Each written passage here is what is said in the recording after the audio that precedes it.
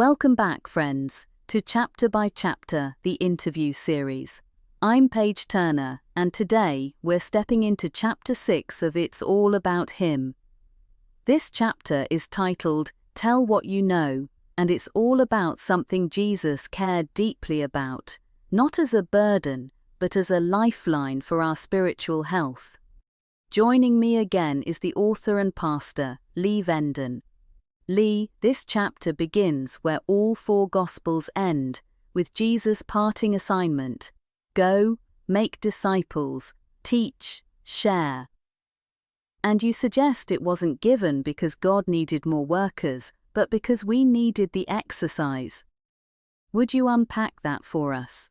Absolutely, Paige. Jesus didn't give that commission to keep us busy. He gave it for the same reason a doctor tells someone to start walking again after an injury. Without activity, things atrophy. I write in the chapter about what happens when an arm or leg has been in a cast. When the cast comes off, the limb looks pale and much smaller. You lose muscle simply from not using it, and spiritually the same is true. If we take in Bible study and prayer, but never share, something important shrinks. Our experience loses vitality. Our joy cools. Sharing Christ is the God-designed exercise that keeps our spiritual lives alive and strong. And I learned that lesson the hard way, on a mountain. Yes, Mount Rainier. You tell a story that made me both laugh and wince. You wanted to climb it with an experienced mountaineer friend, but Margie had concerns that had nothing to do with weather or danger. She sure did. I assured her that Jamie had the ropes, the gear, the training, everything we needed for a safe climb. She said, "That's not what I'm worried about." I told her we'd be warm enough.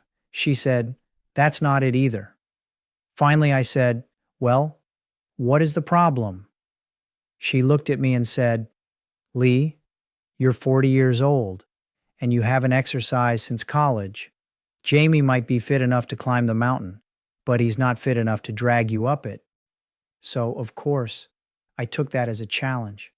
A couple weeks later, I was staggering up the Muir Glacier, legs like cooked spaghetti, taking more rest stops than actual steps. And when we reached the summit ridge, I collapsed in the snow and told Jamie I didn't even have enough strength to walk another 50 feet to the summit register. I was a walking parable of use it or lose it. I had lost it. And that sets up your next point, that witnessing, sharing what Jesus has done for us, is the spiritual equivalent of exercise. But before someone can witness, they must have witnessed something. You make that wonderfully clear. Right. A witness simply tells what they personally saw, heard, or experienced. You can't describe the taste of chocolate if you've never eaten chocolate. You can't describe a personal God if all you have is secondhand information. I use an example of the town mayor. I could look up facts about him: shoe size, hat size, address, resume. But his secretary, she could tell you about him because she knows him. That's the difference between a Christian who knows about Jesus and one who knows Jesus. One shares information, the other shares experience. And the scriptures back this up. You can read verses like these. Let me tell you what he has done for me. We speak of what we know. We cannot stop telling what we saw Jesus do and heard him say. The Christian witness is simply this: here's what Jesus has meant to me. And you also show that our witness doesn't just benefit other people. You highlight 3 directions it flows. God benefits, others benefit, and we benefit. Let's start with the first one. How does God benefit? Well, Paige, Revelation talks about the hour of his judgment, not him judging us, but him being vindicated before the universe. Terrible things have been said about God. He's been accused of being harsh, unreasonable, impossible to please.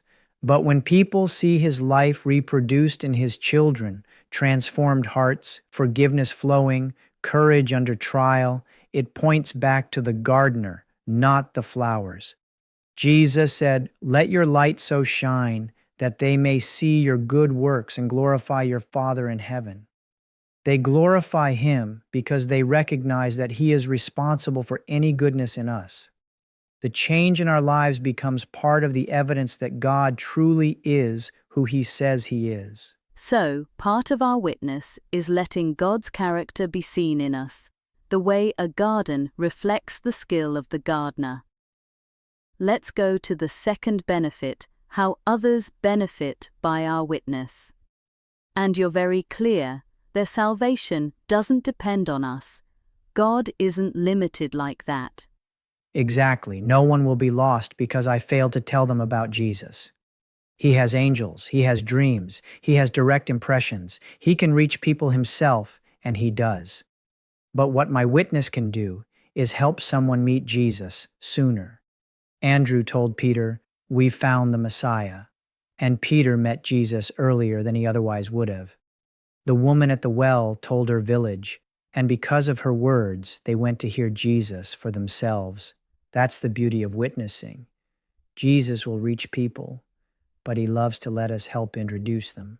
And then comes the third benefit, maybe the most surprising. We benefit. You tell one of my favorite stories in the chapter, the story of the Colorado Spring. It's such a vivid picture. Would you share it here? Sure. My family had a little redwood cabin in the Colorado Rockies. While exploring the property, we found damp soil under a grove of aspens and wondered if there might be a spring beneath it. So we dug a hole, dampness, mud, and finally, slow-flowing water. It filled to about 2/3 and then stopped. Hours later, still the same level, stagnant. We wondered if the pressure of the water itself had stopped the seeping, so we placed an old pipe through the downhill side as a drain. The moment the water drained below the pipe level, the flow began, steady, constant, far more than we expected, 3 gallons a minute. Later that year, when the outlet got clogged with leaves, everything stagnated again. The lesson was unmistakable. If the water wasn't allowed to flow out, the source became stale. When it flowed freely, the spring stayed fresh. That's the spiritual principle. When we share what Jesus is doing for us, He gives us more to share. If we don't let it out, what was vibrant becomes stagnant. Such a powerful metaphor. And from there, you lift our eyes to something beautiful. That sharing Jesus is one of the primary ways we get to spend more time with Jesus Himself, because we meet Him where He spends His time. Yes, if you trace Jesus' footsteps through Scripture, He's always seeking the lost. From the Garden of Eden, to Jacob at Bethel, to Moses at the burning bush, to Jonah in the belly of a whale, to Daniel in a lion's den, to grieving sisters in Bethany, to the thief on the cross. If you want to hang around Jesus, you'll find Him with the broken, the discouraged, the searching, the lonely, the lost. When we join Him in reaching people, we're simply joining Him where He already is. And that brings us to the closing scene of the chapter, the story of the restored demoniacs. It's the perfect picture of what a witness actually says. Those men had been with Jesus for moments, not years. No sermons, no training, no formal teaching. They simply had one thing to tell. Here's what Jesus did for me. Jesus told them, "Go home. Tell your friends how much the Lord has done for you and how He has shown you mercy." That's witnessing, not explaining doctrines, not giving theological lectures, just telling what you've personally experienced of His goodness. Tell what you know. Tell what you've seen. Tell what He has done for you, and you'll be the one who receives the greatest blessing. Lee, every time we talk, I find myself thinking, I want more of that kind of relationship with Jesus. Thank you for reminding us that witnessing isn't a task to check off. It's simply sharing the friendship we're already enjoying. And to you, our friends listening, If this conversation has stirred something in your heart, I hope you'll keep going.